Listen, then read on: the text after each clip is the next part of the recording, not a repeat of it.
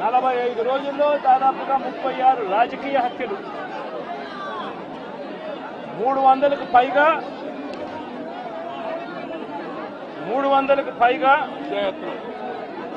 హత్యాయత్నాలు, 300కు పైగా హత్యాయత్నాలు. తెలుగుదేశం పార్టీ వాళ్ళ వేధింపులు భరించలేక 35 మంది ఆత్మహత్యలు చేసుకున్న పరిస్థితులు రాష్ట్రంలో ఉన్నాయి. 560 చోట్ల ప్రైవేట్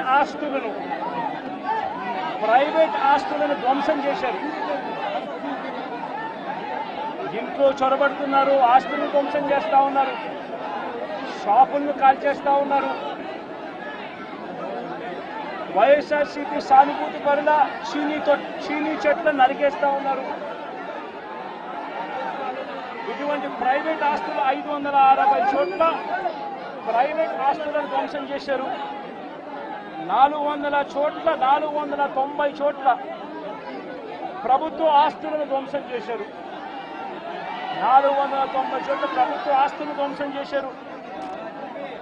ఇవి కాక 1000కి పైగా దౌర్జన్యాలు, దాడులు. 1000కి పైగా దౌర్జన్యాలు, దాడులు. ఈ 45 రోజుల్లో తెలుగుదేశం పార్టీ అధికారంలోకి వచ్చిన తర్వాత ఈ రాష్ట్రంలో ఇది లా అండ్ ఆర్డర్ పరిస్థితి.